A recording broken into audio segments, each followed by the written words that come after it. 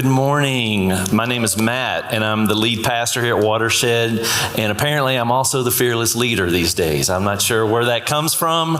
Only my wife is required to say that, and she's not here this month. Oh, come on. Really?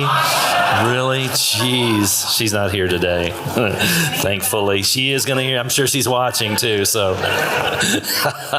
Hey, I'm so glad you're here. There's a lot that I want to get to this morning, but before we go there, I want to show you a picture that will be relevant in just a moment. This is a picture of me in 1998. Hey, wait a minute, just wait for it. This is with our international partner, Thunklau Hoikip. And in 1998, my wife and I spent some time in India. Thunklau was a Bible college student there, and he was our translator. We became very close. And I know what you're thinking. You're thinking, is that really a fanny pack? And it is. It is. They were both fashionable and practical, and I don't need your shame this morning, to be quite frank. Somewhere in my attic, I think that still exists, and if I ever find it, I'm wearing it on a Sunday morning. So that was a picture in 1998 when our friendship first started. This is a more recent picture of he and his family that was taken in 2022 for the better part of their married life. Thunklau and his wife Ungam, and then their children Faith, Priscilla, and John lived in substandard housing, subjected to just the most atrocious rental practices in the country of India. And they were forced to live there while they did their ministry. And back in 2022, Watershed, in partnership with the Hoikips, we were able to help provide their very first home. It was a game changer for their family, something that they didn't know if they were ever going to be able to have. Little did they know, though, just less than a year inside of owning this home, that genocide would break out in their home state of Manipur, which was one state over from where they lived. Little did they know the home that they had received as a refuge for their family would then become a refuge for literally hundreds of folks running for their lives. Little did they know that their help, their hospitality would then put a bullseye on their families backed by local extremists. And I'll tell you more about their story in just a moment. But that's Thunklau Hoikip and his family, and they're one of our international partners. This is an excerpt from the Sermon on the Mount where Jesus, he's speaking to a group of people who in his day were considered disposable by the religious and the political elite. And he kind of stares off into this, or looks into this mountainside where there's all these people, some say thousands of people, and he says this, he says, "And you, beloved, are the light of the world. A city built on a hilltop cannot be hidden. Similarly, it would be silly to light a lamp and then hide it under a bowl. When someone lights a lamp, they put it on a table or a desk or a chair, and the light illuminates. It illumines the entire house. You are like that illuminating light. Let your light shine everywhere you go, that you may illumine creation, so folks everywhere may see your good actions, may see creation at its fullest, may see me in you, and then, just maybe, they turn and bask in the reality of God because of it all." When there's an overpowering orchestra of voices who insist that the world would be better off without you, or better off if you came back from where, or you went back to where you're from, or better off if you didn't even exist, how hard it is, or how hard must it have been to believe that, first of all, that you're beloved, but then also that your life is light, that the embodied you illuminates beauty and creativity and, dare I say, the divine. How hard it must have been back in those days, and how hard must it be for so many today. Brene Brown describes despair as a claustrophobic feeling. She writes, "Despair is the emotion that says nothing will ever change. And people who subscribe to power over leadership often weaponize despair. They count on people giving up on themselves, their work, and each other. I want to be super sensitive, and I know it's only been a little over a week, but for a great many folks in the aftermath of the last 8 or 10 days, it might be too soon to start talking about hope, and I get that. But ironically, and according to Brown in her research, hope is actually a powerful antidote to despair. And what she says, though, not hope as an emotion. Hope is not an emotion, she writes. Instead, it's a cognitive behavioral process that involves a goal or a pathway that creates a sense of agency that says, I can do this. I can do this. And I wanted to mention that as we get started this morning, because in a battle with despair, I think that's one of several reasons why this community matters, why it matters so much. I think for so many, Watershed is this refuge. It's a safe or a courageous space that serves as a pathway for some, a goal for others, a practice for others that creates the sort of agency that Brown is attempting to describe. And people show up here at Watershed from all over the place.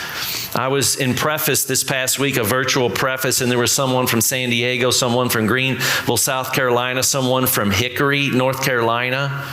Some of you drive in from Rock Hill or Denver or Indian Land. And people show up here often disoriented at the not so shocking or shocking realization that maybe in their families or the church community of their past, there's these harbored beliefs and ideas that are unkind at best and just flat out abusive at worst. And hence, with all of our imperfection here at Watershed, all of the complexity for a great many, Watershed itself is this pathway. It's a hope. It's a light on a hill. It's a light to which the bowl must be lifted. And for anybody showing up here today, if you feel like your life is disposable, if you are having a hard time trusting that what Jesus says is true, that you are indeed light, until you can believe it for yourself, part of what we do here is help one another remind each other what's true, whether we can believe it or not. By the way, where's Julia? Julia, did she crush it or what this morning? Thank you. Thank you for embodying light this morning. If you need to borrow a little light this morning, Julia's got a surplus today. She'd be happy to loan it out. This place matters. It matters maybe more today than it ever has. And listen, in the name of full disclosure, with your permission, I want to be a little vulnerable this morning about where we are at Watershed in terms of some financial areas and what it might look like for Watershed to move the needle in a more impactful, sustainable direction. But before I even dive into that, can I take just a moment? And for those of you who've never been here, or those of you who maybe it's easy to experience a little bit of amnesia, can I talk about why I think this place matters? In the first place, I want to start is through someone's story that we told 2 weeks ago, and we told the first time we did Nevertheless, a guy named Jack Perno. Jack was 23 when he exited rehab here in Charlotte, and he had to find a meeting to go to. And the first 60 days of his sobriety was spent sitting in this room with 80 to 150 other folks practicing recovery from narcotics. He said, I found my life sitting in that room, the room where we're sitting right now. You can hear his story on our Nevertheless page as we build that out in the weeks ahead. But every week from all over Charlotte, people arrive here, sometimes in the van loads, to practice recovery 7 days a week. Hundreds of people's lives being changed. People finding their life, finding support because this community exists. Watershed matters.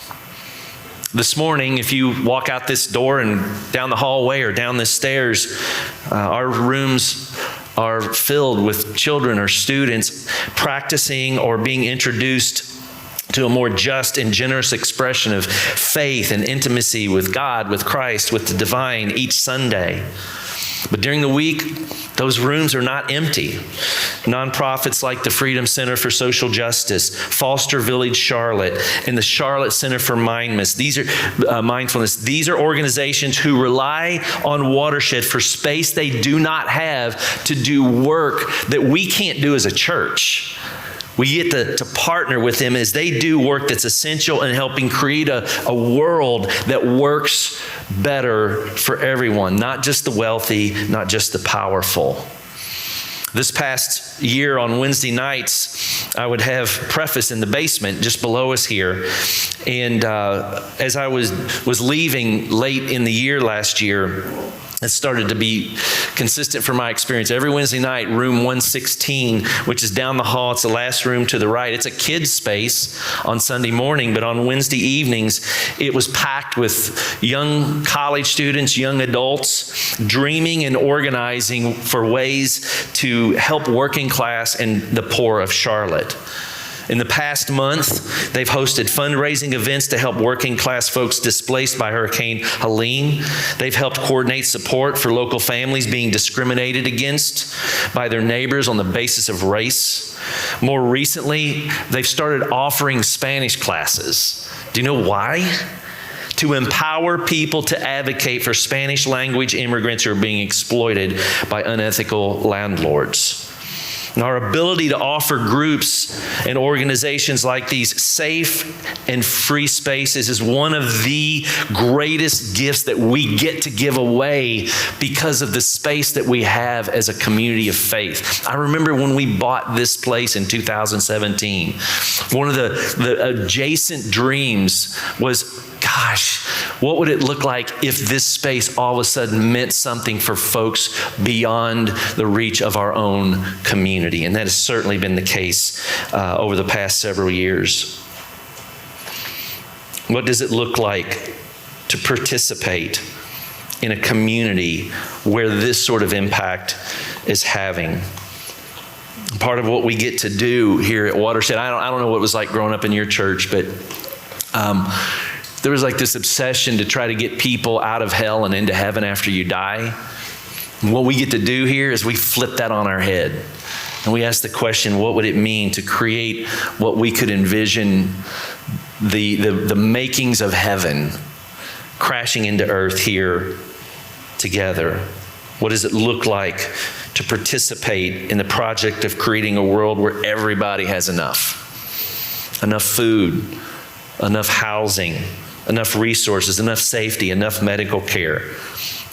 For some, that sounds like a radical idea, sounds idealistic, and maybe they're right. But what it is not antithetical to the gospel. It is not in direct conflict with a Jesus who proclaimed, I am here to bring good news to the poor. I am here for the recovery of the sight of the blind. I'm here to set the captives free. I'm here to set the oppressed free. Watershed matters. Wednesday, November 6th. A week ago this past Wednesday, I woke up pretty disoriented, like many might have been here in this room. My phone started buzzing pretty early. Folks from Watershed, my children, disoriented, distraught, upset, scared. And that soon after the events of Tuesday, I'm not even sure what to say right now. But what we did know we could do is open up this space. And so we blasted out an email and said, look, if you want to come and reflect, we're going to set this room and we're going to dim the lights and we're going to play soft music. And these three phrases were scrolling for about 7 straight hours in this room. Dom and David were out of pocket because they were sick, and so that translated to me sitting in this front room here, the nursing mom's room, and I thought I'm just going to kind of greet people and introduce them to the space, but I was blown away. First of all, most of the people that I met, it's the first time we ever met. Like the folks that I greeted, this was their probably about 75% of them, this is their first experience of ever coming here at this church, is walking into this space during this particular moment in time. One couple drove from Ballantyne. One woman drove all the way from Lake Wiley just to sit in this space. Another couple heard about it through word of mouth at a local coffee shop and stopped by. Just stepping into this space evoked emotion for some. Thank you so much for doing this. We didn't know where to go. I didn't know where to go. Thank you that Watershed exists. These are just a few things that I heard as folks were meeting me at the door. It is a sacred moment to be asked for an embrace by someone you just met. Can you please hug me, is what I heard. I told our staff and I told Donna, if I ever write a book or a song, I'm going to call it Crying with Strangers. Because that was my experience so much of that day. This community matters. You may or may not realize this, but there's about 210 households here at Watershed. I think that's true. Playing with some metrics and some ways that people participate and attach themselves to us. About 210 households. That's a couple or a person or a family, and you kind of see the breakdown of the other folks there. It's a little hard to nail down because I don't know if you've noticed this, but not all of you come every weekend. Just pointing out the obvious there, unless it's like Christmas or Easter, and then you're like, why aren't there more chairs? And I'm like, well, if you came every weekend, we'd have a better gauge. Sorry, I'm just venting right now. Just a little bit, forgive me. And this past October, though, we spent a lot of time as a team trying to dissect and ask the question, how are resources flowing towards us, given who we think says this is our home, Watershed is our home. And there's something I want to point to here as a community, but I want to say two things before I get rolling here. First, if you're a part of this community and you give regularly, or you're just here regularly, can I invite you in this next slide to find where you are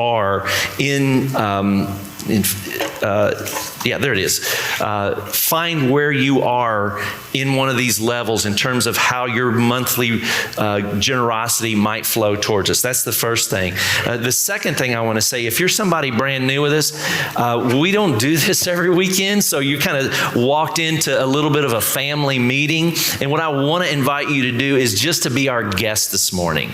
Let this morning inform you about why this community matters, but don't feel any sort of pressure to get involved. If you're inspired to do so, that's wonderful, great. But otherwise, just know that you're our guest today, free of any expectation.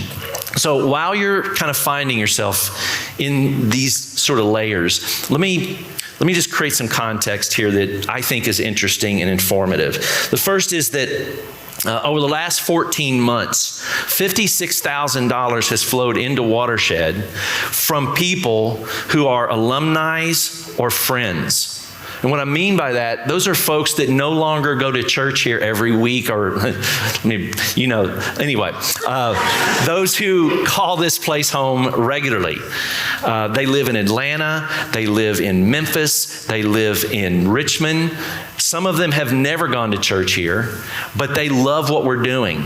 And so they will at times say, we want to help. $56,000 over the last 14 months. In 2023, $80,000 of one-time year-end giving flowed into this space. 95 to 96% was from alumni, friends, and folks in the top one or two tiers of the graphic that you're looking at.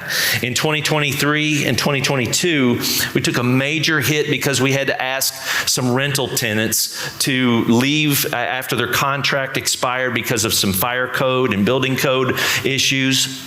What we were able to do is creatively rent out rooms by the hour or the day or this space. We got very, very creative, very innovative, to the tune of about $50,000 that will flow into this place this year because of the way we're leveraging the space. And then lastly, over the last 4 years, our budget has been cut close to $90,000. You can kind of see the step down of what's been taking place since 2022.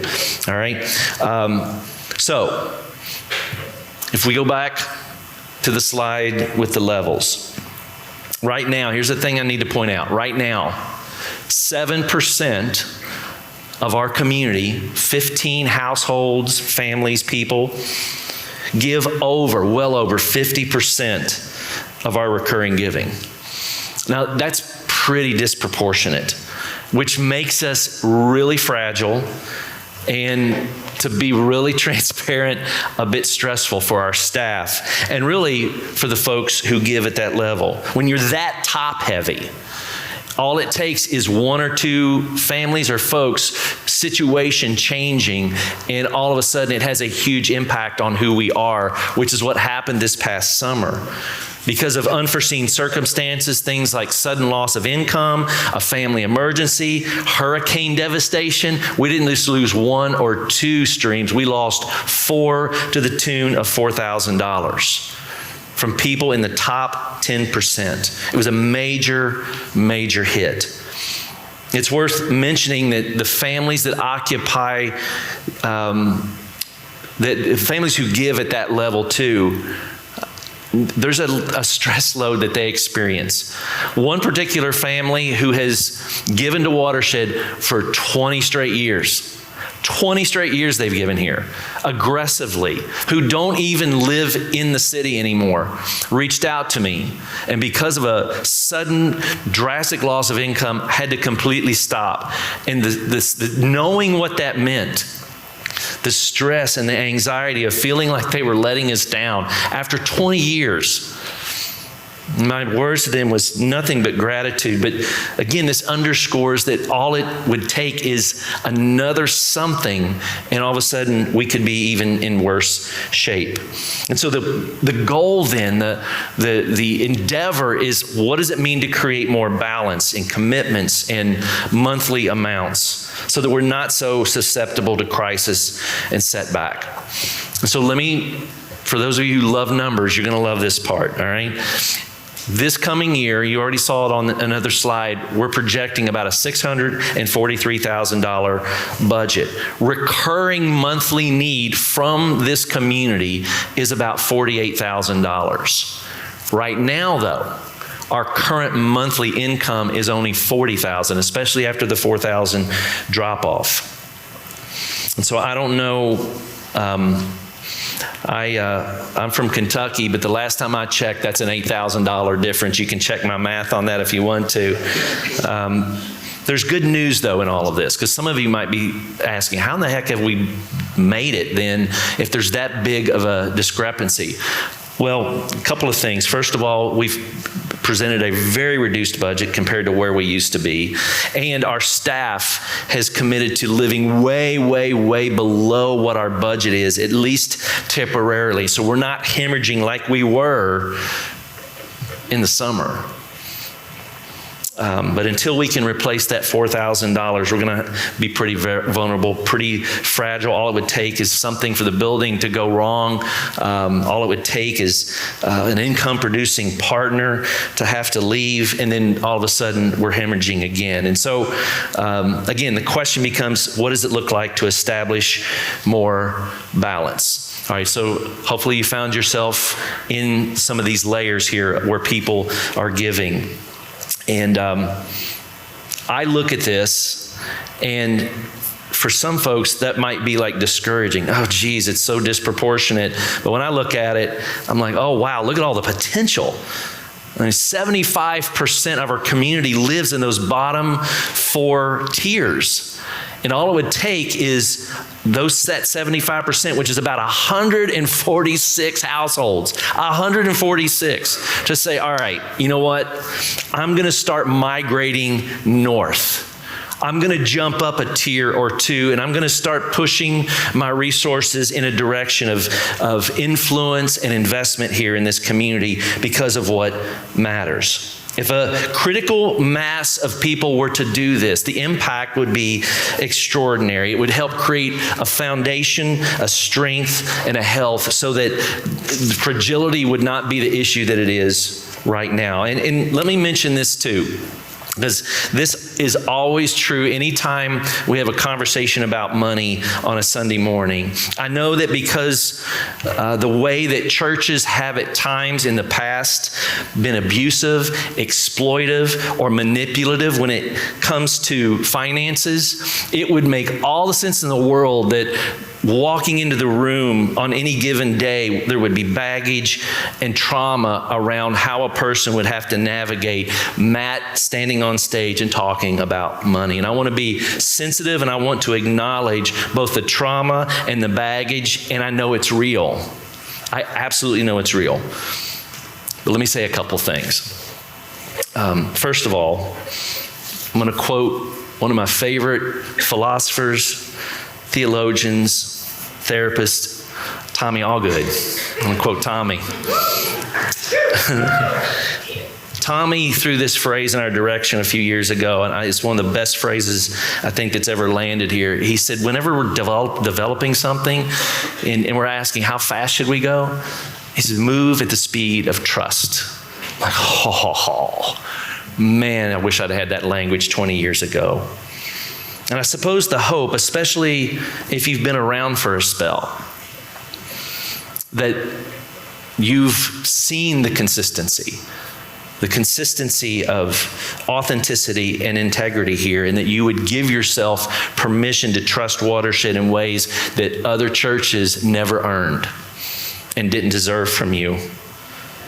And by the way, if there's a question that you have that would help expand your trust here, go to the connection card, fill it out, write the question. I am more than welcome to talk with you, respond to you, meet with you if there's questions that you have that would help expand the trust in how you see this community. And I don't know if this is worth anything or if this matters to some folks, but my family and I, we're generous because we believe that's the best way to live. Donna and I, we tend to think that money can really have this overpowering control on a person or a family. And so part of letting go of our resources is to make sure that we know who's in control, that we're in control and not our money. And so for 20 years straight, we have invested in this community, and it's always been at the top 2 tiers of giving. And so I'm telling you this, not for really 2 reasons. One, to say we trust this place and have for 2 decades, but then also, I would never stand up here. I wouldn't want to stand up here and say, hey, would you join us? And I'm not doing it myself. And so move at the speed of trust, but then also move at the speed of inspiration, at the speed of conviction, which brings me back to Thung Lao and his family. After finally having the home that they had dreamed of in the wake of this genocide, the house that had been built for their safety, a house that was supposed to be a refuge for his family, all of a sudden that became a temporary hostel for refugees fleeing for their life. Over 200 to be clear. And you would think a gesture that beautiful, that unselfish, would have been met with celebration and gratitude in the city where they live. But again, that's not how extremism works. And ultimately, caring for the widow and the orphan and the refugee put a target on their back and put them into a place of an impossible decision. Stay where they've been living for 20 years and run the risk of being harmed, imprisoned, or killed, or move back into Manipur in the middle of a genocide. That was the 2 choices. And I could tell you the story about what they chose and what happened as a result, but there's nothing better than hearing it from Thung Lao's own mouths. So check this out. Thung Lao, good morning. How are you doing? Good evening, Kamet. I'm doing very good. Yes, I am in Manipur now, my hometown, the place where I was born.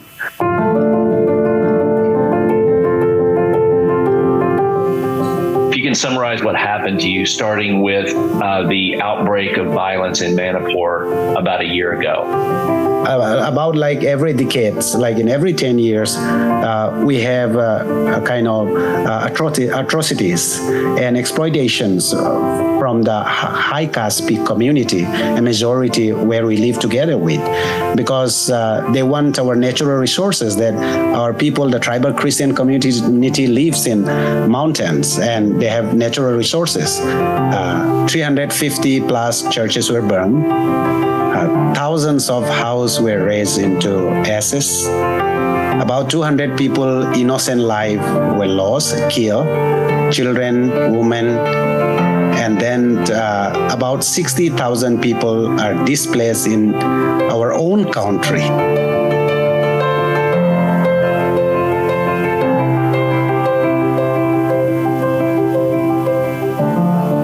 Men, women, children, they come to our house, about 200 people. But the fanatic Hindus who were living surrounding us, they didn't like this. With the police, with tear gas, and about 200 people who were shouting slogans, kind of like kick them away, send them away, torn it down, kind of. They came and torn down our house, demolished our house with 3 bulldozers. It traumatizes. My wife cried for about a week. My children, and so difficult to console them. I mean, like we couldn't sleep, we lost appetite. We are like haunting. The noise of the demolition of the house was in our ears. You pray for us, and also you introduce Nancy, who can take us through this journey of counseling us through PTSD, through this trauma.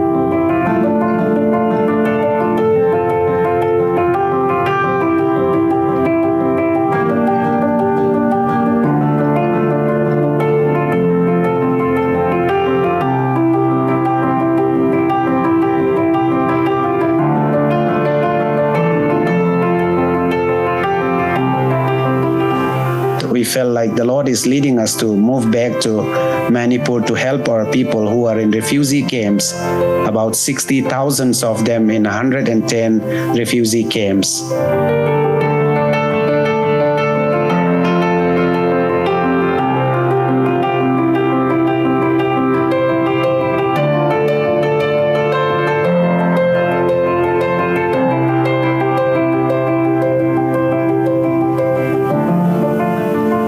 Already do a workshop of trauma healing to about 312 people. So at the end of the seminar, every time, people would just come up, and you know that in India, people shake hand for very long. They hold your hand for so long. While they hold your hands, and then we were not aware even what is trauma. But we are suffering from it. We are traumatized.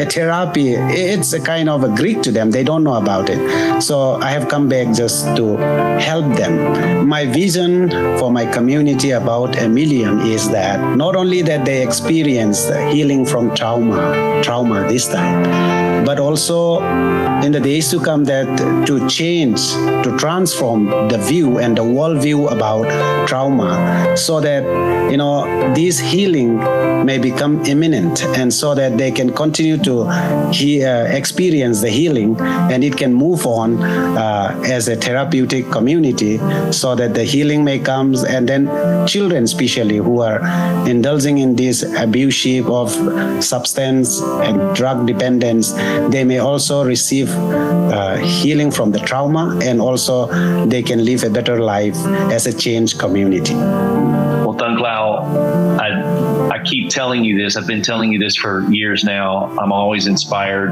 by the work that you're doing, your courage, your character, your passion for your people. This community loves you. We're going to continue to support you. We believe in you. And we just can't tell you thank you enough for allowing us to be a part of your life. Thank you very much, Uncle Matt, and thank you, Watershed family. I can't imagine that without you standing with me and my family, I don't know how we would be facing this big mountain kind of weight in our family, what we have gone through. And Watershed, thank you very much for Nancy. And through Nancy, you have given us a help and therapy to me and my family. And this would not only to us, to me and my family, but whatever I have received, I will be giving to my community about 1 million, and it will go on as long as we live. Thank you so much. Thank you, Uncle.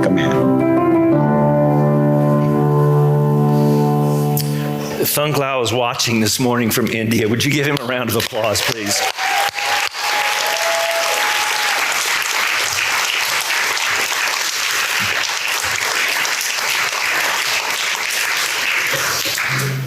This place matters.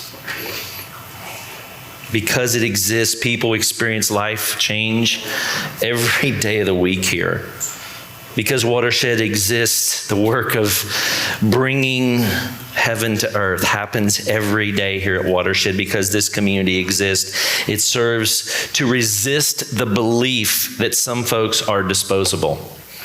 Some folks don't matter as much as others. Because Watershed exists for folks existing or exiting abusive forms of religion, there's a space to reimagine life and faith and community. Because Watershed exists halfway around this planet, a tribe of 1 million people ravaged by genocide are now experiencing hope. The mustard seed of healing in a traumatic moment in their history. Watershed matters. What we do here as a community together matters. And so here's how I want to end this morning with each other. Will you move at the speed of trust, at the speed of conviction, at the speed of inspiration to do something significant in terms of what it means for your generosity to flow into this community, not just at the end of this year, but well into 2025. If you already know what that means for you, the QR code takes you to a place on our webpage that allows you to do that immediately. I know for some of you, you need more time to kind of think through, all right, what's this mean? And what do we want to do? Or what do I want to do as a person? Next Sunday when we're together, we're going to have, we've got some magnets that we're going to hand out that you can put on your refrigerator. That anytime you thought we talk a lot about QR codes here, now you're going to have them in your house. So anytime you want to, there's something about Watershed I need to remember. Oh, QR code. But on that to follow that QR code is to, it'll take you to our Nevertheless page, which is going to continue to get updated in the weeks ahead. We need $4,000 by the end of the year and $50,000 in one-time gifts to help replenish what we've had to draw from in the aftermath of some losses and what it means to create a runway into at least the next half of the year. And then lastly, just given what has happened in the world over the last week, and I know we're going to be together with a common meal next week, but it just feels like it would be really a good idea for us to observe communion or the Eucharist today as we say goodbye or wrap up with one another this morning. And so I've got some folks that will be coming and dispensing the elements here in just a second. I don't know what it was like for you growing up in church.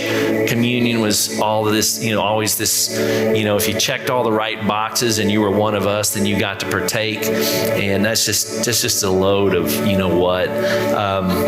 when Jesus sits around a table in the first century, nobody has all the right boxes checked. Let's be honest. And yet the table was big enough. And so we tend to think that for anyone who is compelled or interested or curious, that they should pull up a chair and join us this morning. But I'll leave that up to you. Regardless of how you're walking in here today, you belong.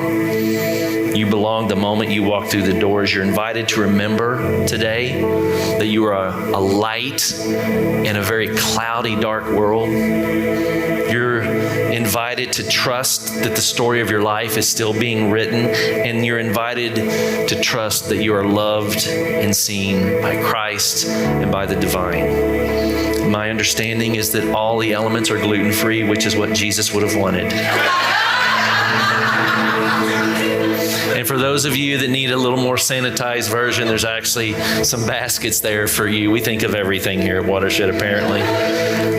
But as you feel led, I'm going to pray. And as you feel led, would you just move towards the elements this morning and let this be a moment of reflection and consideration, not just for what you're going to do in terms of our community. You guys can stay put right there. Not just for what it means to be part or participate in community, but like what it means to be involved in this divine kingdom, this divine community that God looks at in our world with one another. And so God, this story of Jesus breaking the bread and passing it to his friends and saying, my body broken and my blood poured out for the world. Unfortunately, love and joy and transformation often happens through a death resurrection process. And may we, as we move towards the elements, may we be reminded that the work is still happening in us. May we be reminded of the work that gets to happen through us. And we're just so grateful, God, that we get to be who we are here in this community. Amen. Feel free to move towards the elements.